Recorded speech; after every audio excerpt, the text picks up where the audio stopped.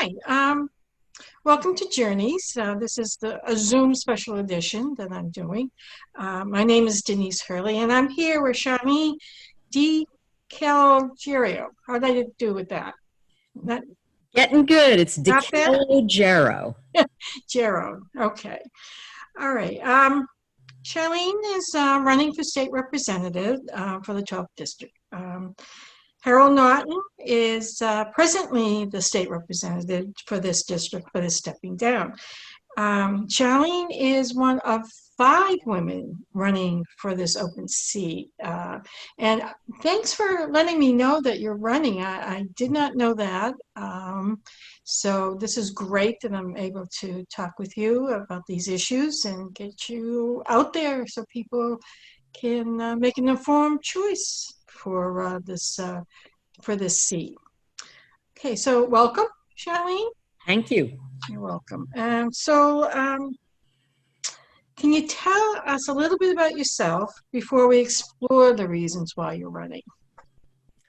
Great. So I am a longtime community activist, and I have worked in various ways for the public interest for most of my life in education and related areas.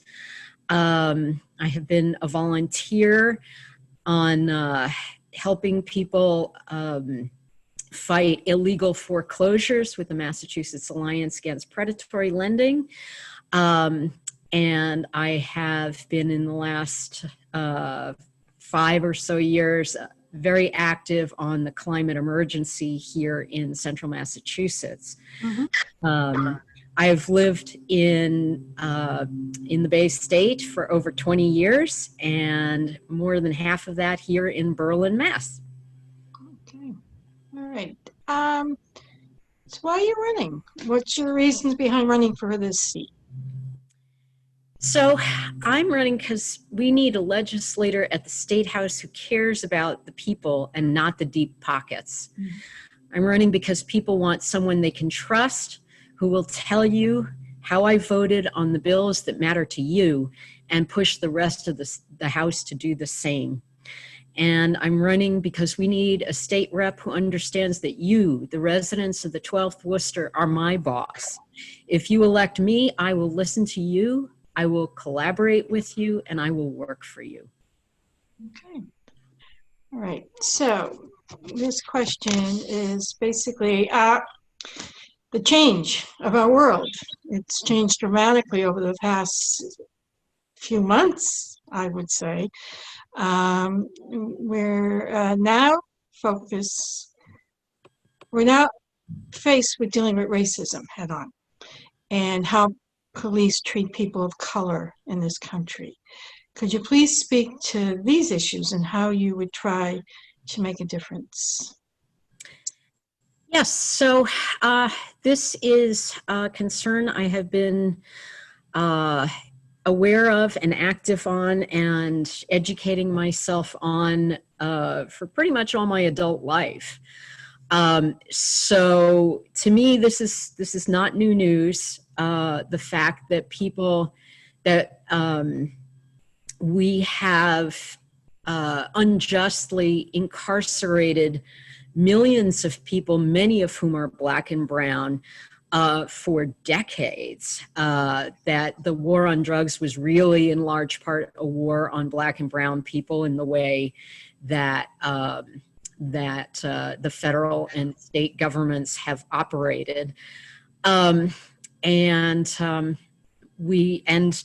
sooner or later, all the isms basically go to violence. Mm-hmm. So as a Green Party member of the Green Rainbow Party here in Massachusetts, one of our 10 key values is nonviolence, another is respect for diversity, mm-hmm. and another is social justice. So I have been active on everything I do takes into account racism, the history of this country, around treating some people as less than or disposable or dangerous, who are people, whose great crime was having a darker skin and being the descendants of slaves. So I am very, I have been vocal as a leader in my party in saying that we need to redress these long-term injustices and ensure that everyone has a genuine equal opportunity in this country to live and thrive. Right. Okay. All right. Okay. You will be representing 6 different towns. Different towns have different needs. How will you address the needs of each town? How would you assess them? And then would you hold office hours, town halls locally for your constituents? Will you take input from both your constituents and, town administrations? Absolutely. I've worked with various people in our towns. I've been an elected library trustee and chair of the library trustees. And so I've worked with advocates for our libraries from all our towns in the State House and at the local level and the regional level. I have met frequently in that role and in other roles with our town administrator, with our select board. I am looking forward to having town halls in some form, Right. as much as possible in places like our libraries. But of course, our libraries are, while they are functioning, I'm really excited and happy to say, the buildings, generally speaking, are not yet open. Right. So you would be, open to, obviously what we're doing, the Zoom medium right now, to speak to people and get your message out. So yes, and maybe small distance groups of people meeting outdoors, maybe in Central Park in Clinton.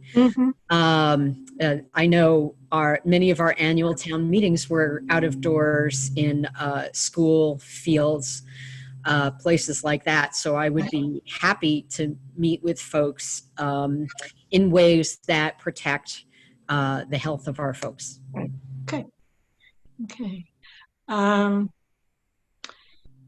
Now, in this new age of COVID-19, how we support local businesses and workers who are feeling the incredible impact of, being locked down, and now we're trying to reopen it in some sense. And, obviously restaurants are now outdoors, feeding people outdoors. How would you support businesses? So we have different kinds of businesses all experiencing the crisis in different ways. So I would definitely talk to regional chambers of commerce. I would certainly, I'm on social media, I'm on Facebook. I invite people to drop me a note and let me know what's happening with their businesses. Small business is, as a whole, or has been as a whole, the largest employer of people, again, in this country. And now that is certainly imperiled. And I know that there are businesses around the state who could not hold on, who did not get enough help from the federal government. Their needs were not really understood. So I want to talk with people and say, okay, where are you at now? What are you thinking about how you can adapt your business, or maybe if you have an interest in starting a different kind of business, maybe, I think that there are issues with what the patrons are going to be able to afford. Even if we could keep, lots of restaurants or other kinds of contact intensive businesses open, the pool of customers might have changed. So it's really, what are people looking for? What are people asking for? I would also work with other kinds of organizations in our communities, like our churches and synagogues and other institutions, community centers, to say, what are you hearing? We have here a community arts center that is trying to have at least small gatherings outdoors, who it's kind of a central networking point for Berlin. What are you hearing from what people need? What are our massage therapists, thinking about at this point? What are our small manufacturing businesses doing in terms of what's the demand, what's the conditions for the workers, and how can we adapt and change that? I've certainly seen some of the businesses in our towns do some adapting, like some of our garden centers who have plexiglass protective equipment at their counters, and limit the number of people who can come in at a time, but they're open, so, and they have been now for a while.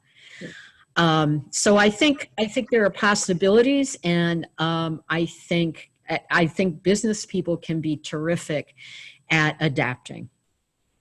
Okay. All right.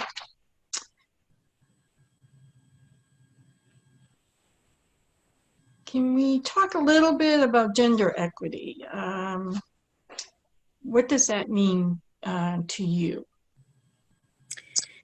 So, gender equity is something I've been active on and thinking about for most of my life, even since high school. I actually went to an all-girls high school, public school, when I was growing up, and it gave me and my friends a real consciousness of and ability to share our different experiences of women as women of different colors and economic situations, different kinds of families.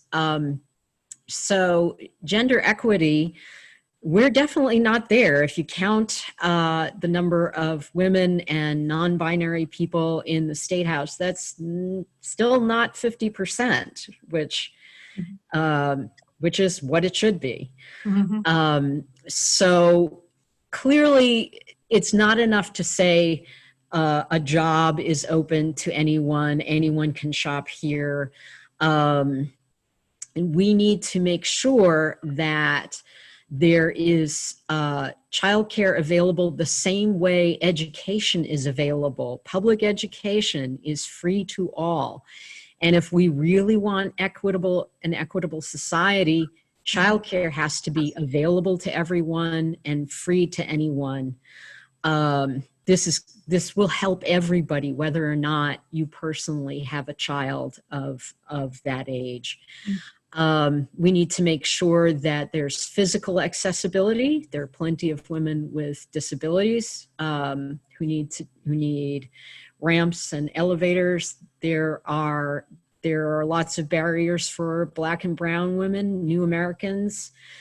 In terms of voting, I think we are not equitable yet. So thinking about gender equity means thinking also intersectionally across race, across class, across language. We should start in a lot of ways with the State House, with sexual harassment, which it's sort of stunning, that's an issue there for lots of people who go in that building. So I have great depth in thinking about a lot of different issues, and I'm sure it would be critical to hear from more women and non-binary people in our district about that. Okay.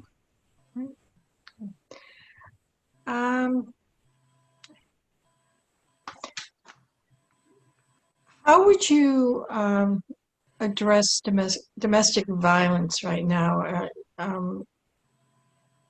mean, it's been hard, I imagine, for people because we're all living day to day now with each other. But that issue has been just here forever. How would you deal with that?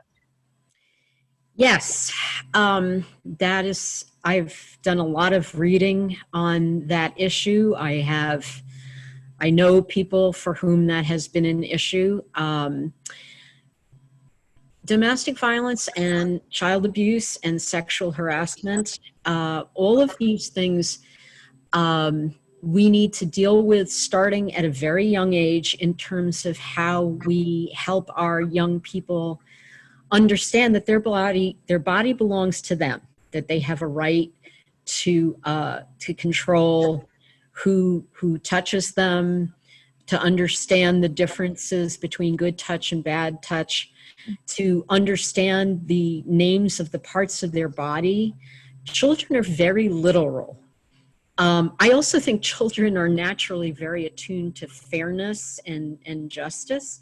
So I think I think this doesn't have to be hard. It has to be the adults who have to acknowledge that we need to talk about the fact that we can have disagreements, even strong disagreements, and physical violence is unacceptable in dealing with that. Self-defense, if somebody is being threatened or assaulted, is critically important. That's something I have worked on for years, and I think it makes a huge difference and helps women. And there are some certainly there are LGBTQ people who experience domestic violence, and some men, and it helps if we can help people understand that there are times when you do need to physically defend yourself. That can, I believe, contribute to helping people stay out of or get out of domestic violence situations. And deal with workplace violence and sexual harassment. This is something that's all through our society, as you've said, and has been around forever. In a time of pandemic, you're right, this is very tough. And we need to make sure that we have adequately staffed and trained hotlines. We need to figure out ways to house people temporarily and permanently who are leaving dangerous situations at home. Domestic violence is actually one of the most dangerous situations that law enforcement people can be called into. That's something we've learned over decades of feminist activists, of whom I am one, who have pushed the court system to understand the seriousness and the pervasiveness of these issues. Child abuse, because children are not going to school, is, not able to go to school, is another serious issue. Also, people being falsely accused and having and those tend to be low-income people and Black and brown people. We have to figure out ways to be more just around how we respond to those kinds of accusations. Okay.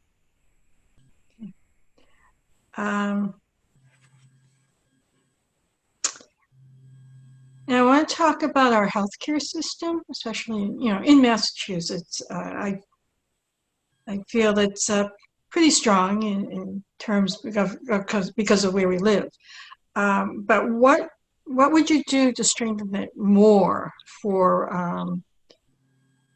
all of us, but especially seniors, veterans, and any other vulnerable population?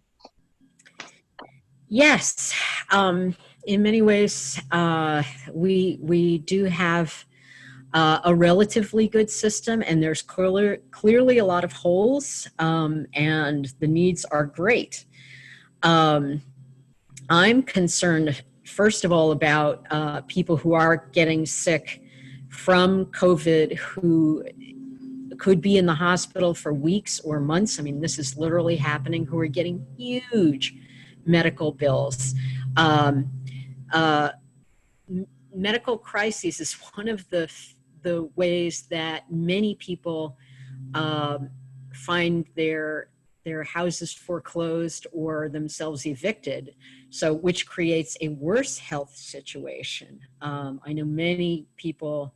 I attended the hearing on a housing COVID bill in the State House because I knew that my work in housing, that's going to be a huge issue. But to get back to healthcare, we need to make sure that everybody has access to healthcare. We need healthcare for all. We need to adequately fund that healthcare. We need to make sure it's available to people all over the state. I know more rural areas may be having trouble getting access. That healthcare has to include mental health. I have folks I know who informed me that there is only one hospital in the state that has an inpatient program for young people for mental health, serious mental health issues, and they're talking about closing it. No beds anywhere in the state.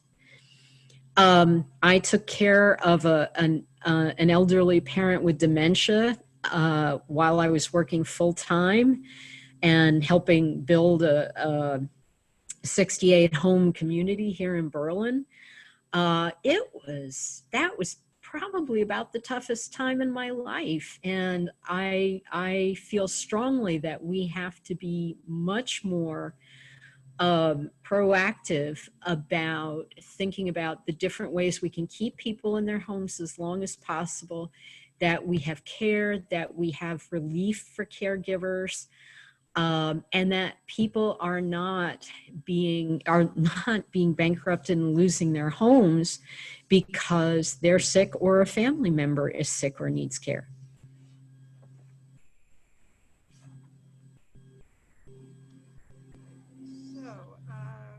So climate change. What are your ideas about how to address climate change here in Massachusetts? We have very little time. There was the recent double issue, the end of July, Time magazine. The cover was "Our Last Chance." That was striking. I have been active. I'm a co-founder of the Worcester Climate Strike Coalition and a very active member of 350 Central Mass. I've worked with the Nashua Valley Climate Coalition that's based in Lancaster, talking about bills in our state house to get to 100% renewable energy as quickly as possible, to pass environmental and climate justice bills. We need to take this as we just have been through a long heat wave. We are in a drought in a lot of the state. And we have to act decisively. Massachusetts has a real opportunity here to be a leader for the nation, to really ramp up our response to the climate emergency by divesting from fossil fuels, by prohibiting fracked gas. That's now a possibility in our own state. We all know how bad that is. Ending any new fossil fuel infrastructure, and creating lots of jobs in solar and wind and new kind of microgrid heating and cooling systems that could replace our old gas infrastructure. There are a lot of exciting possibilities. And if we focus on this, the way this country focused during World War II, we can really stem the crisis. It is huge, and obviously more than Massachusetts has to do it. But the Northeast is the northeastern U.S. is one of the major carbon emitters in the country. So we need to step up. We need to ramp up public transit, electrify public transit, retrofit homes, see that low-income people and people living in environmental justice communities get solar and benefit financially from solar sooner rather than later. So there's a lot we can do. We have to get people like me and other people around the state into the State House to really turn this around, because those bills, I have been in the State House year after year, and those bills keep getting buried. They keep getting, and secretly, because we never get to see a vote, just about. So we cannot put up with this anymore. And I will do my best, and I need every single person in our district who can to show up and advocate too. That's how we're going to turn this around.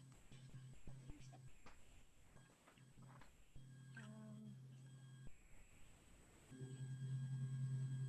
how would you tackle our criminal justice system?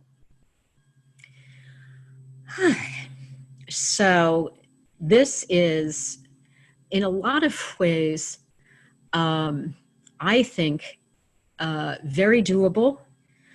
I think it's become increasingly clear to people how unjust our justice system is. And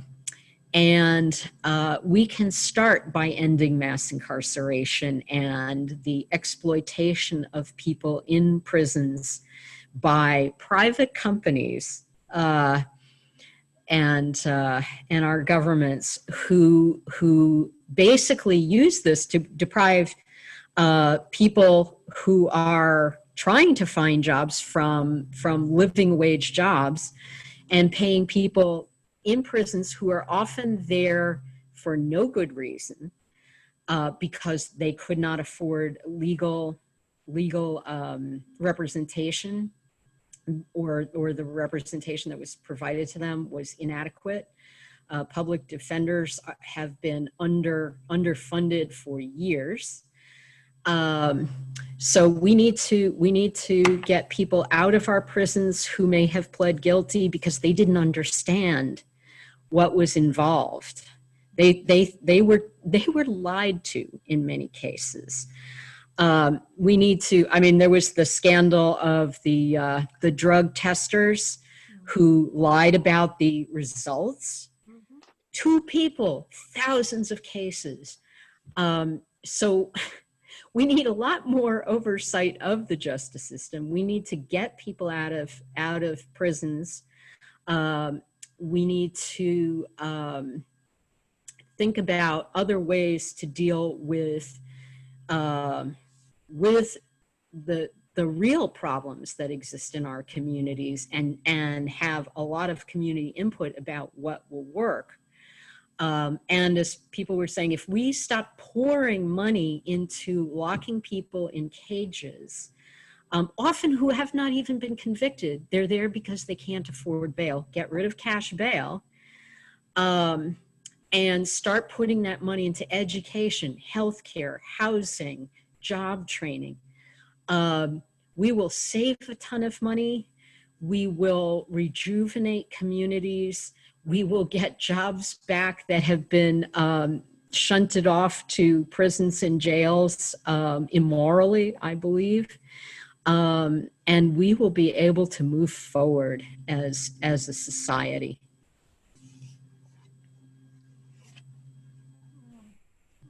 Okay. I'd like to talk a little bit about gun violence. What do you think? What's your stance on gun violence, and what more needs to be done? So I've lived in a few different places in the Northeast. Interestingly, I know of people, I lived in New York City. I grew up there. I know people who, live in the small towns that I live in who are like, oh, I would never go to New York City. It's too dangerous. First time I ever saw a gun was when I moved to a small town. um, so yes, I have seen the differences living in Pennsylvania, in Philadelphia, and living in Massachusetts, between a state with good, sensible, strong gun safety, um, gun laws, and a state that has far less sensible gun laws and is also a recipient of guns being essentially trafficked from southern states with few or no gun restrictions. I have heard gunshots outside my window in Philadelphia when I was going to school there. It's pretty terrifying. The fact that we thought that Newtown, the shooting of a classroom full of children, white children, and their teachers was going to turn this around, and not enough. We have to understand that guns, that there are financial and political interests that are keeping us from even getting data and research to show us what's true and what's not true about guns and gun ownership and gun use. But basically, there is some research to say that people who keep a gun in their home are far more likely to be shot by their own gun through accident, through suicide, through domestic violence, as you mentioned, than they are to use it for self-defense. Far more likely. I think when people understand that, then they think, well, who is saying that this is a good thing? And I think there's a real connection to the military-industrial complex and the way more and more military equipment is getting sold to, getting pushed on our local police departments in ways that make no sense whatsoever and just make bad situations worse. So I believe I am a trained mediator. I have worked in conflict transformation. I think, again, there's a piece where we need to look at education and nonviolence. Nonviolence is not being passive. It is saying that we should value life. We should value each other and our own lives enough to find other ways. We can look at examples where this has worked and learn from them and adapt to our own situation. I think there's a lot we can still do.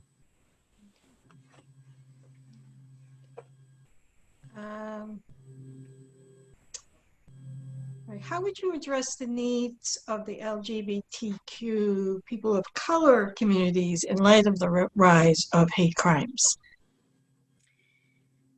So I am a member of the LGBTQ plus community. I have been out since the early 80s, and I have seen how HIV has ravaged many communities, and part of the reason why it has was that that our president at the time, Ronald Reagan, would not say HIV or AIDS during the time he was in office. He would not acknowledge that it was a serious issue and that it could affect someone you know. And of course, it was not confined to the LGBTQ community, but anytime you can, someone politically manipulates a group of people saying, oh, those people don't matter, those people are evil, those people deserve what they get, then you allow things like deadly diseases to spread. And Black and brown communities, people who use drugs, hemophiliacs, all of these people were affected because of anti-gay prejudice and violence. So the same is true, I think, for racism. Some of it's very obvious, and I think most white people get that's wrong, that's unjust. But it's the more subtle ways that that our schools are clearly unjustly funded. Children in this state do not have an equal chance from, in their schooling. There has been some progress on that in the State House. I want to be in the State House so I can fight to protect the gains that we made, while addressing the fact that Black and brown people have been even more affected by the pandemic because they are often essential workers. They are often exposed. They often don't have a choice. They need that paycheck. They don't have a lot of savings. They are unjustly rejected for loans in banks. There's so many ways.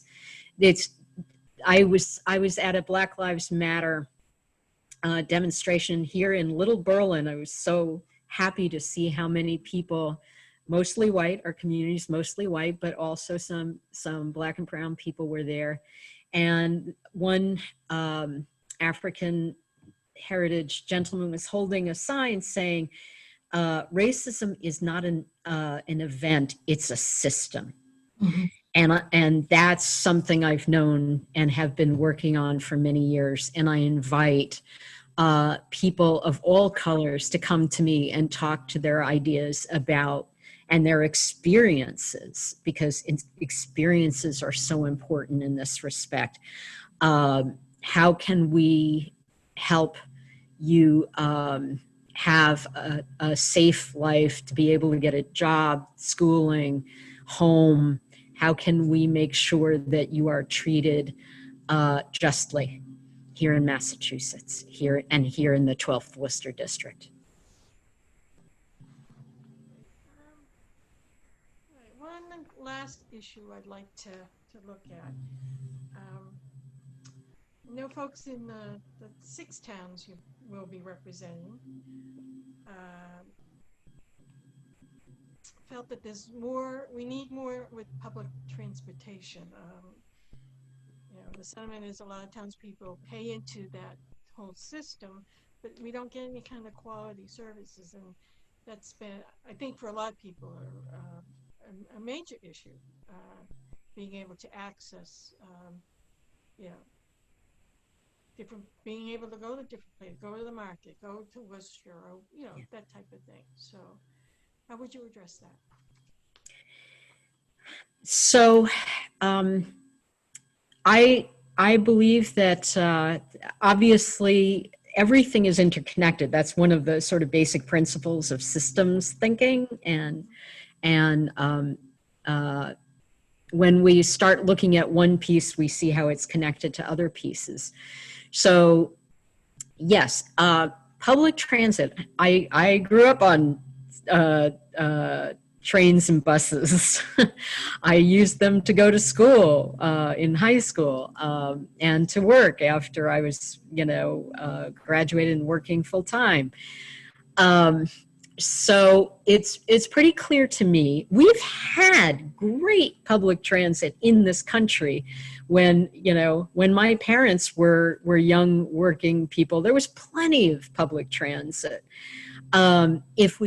If we did it before, we can do it again. We will, and the main thing is it takes some real upfront investment. If it's going to work, people have to know it's frequent enough, reliable enough, covers the places they need to go, affordable or free. I think there's You know, I love that Dan Rivera, the mayor of Lawrence, looked at what it actually cost to collect fares in Lawrence for their bus system, and looked at what they were getting in fares and said, we're better off just making it free.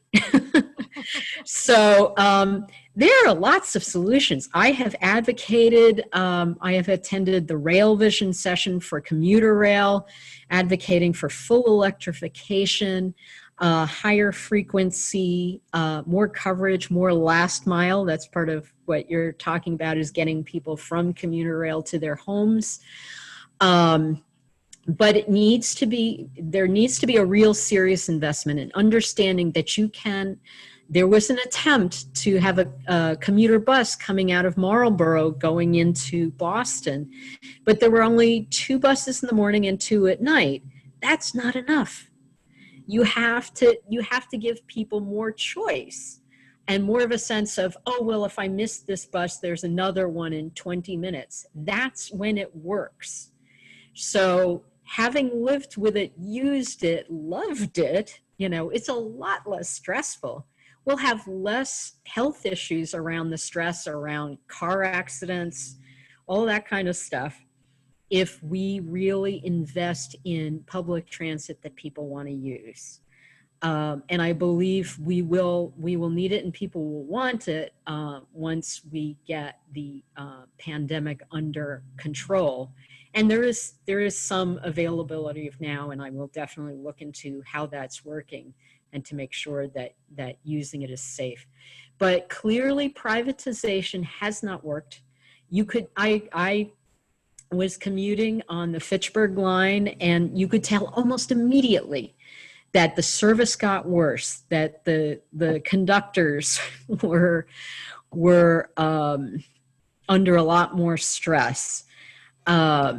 That I was frequently stranded for hours with, you know, hundreds of other people because trains and rail has not been kept up. And the State House and the governor own this. And I want to go in to demand that we fix this, and that we get good regional transit as well, and that we get interconnections between regional transit, which I advocated for in 2017, as well as electrified school buses. Let's deal with the climate emergency while we are dealing with getting people to work and shopping and doctors and entertainment and everything else they need and want.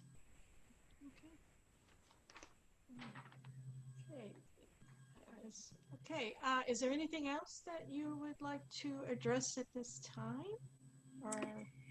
Yeah, I would. I feel like there's a really important piece here that, again, I've been engaged in learning about for some years, which is Massachusetts has the people power, the brain power, the energy, like I do, to make this state so much better for everyone. And the piece that we must deal with if we're to get all the other things that we want and that we've discussed this morning, we have to reform how our state house works and how democracy works in Massachusetts. We need, if you care about a real democracy that encourages everyone to vote, and then be able to know how your rep voted on every bill and budget item you care about in the State House, vote for Charlene. If you want decisive action on fair taxes and protection from man-made and environmental disasters and massive medical bills that could cost you your home, vote for Charlene. If you want a more just Massachusetts that values a decent way of life for all, vote for Charlene. I will be there. I will be listening. I will be talking to you, and I will take responsibility to make our state what it can be and what it should be for you. Okay, so I want to thank you, Charlene, for coming on my show. I wish you the very, very best with your campaign. Thank you So, so much, Denise. oh, you're very welcome. Thank you. Okay, and I'm Denise Hurley. This is Journeys, and thanks for listening in, and see you later.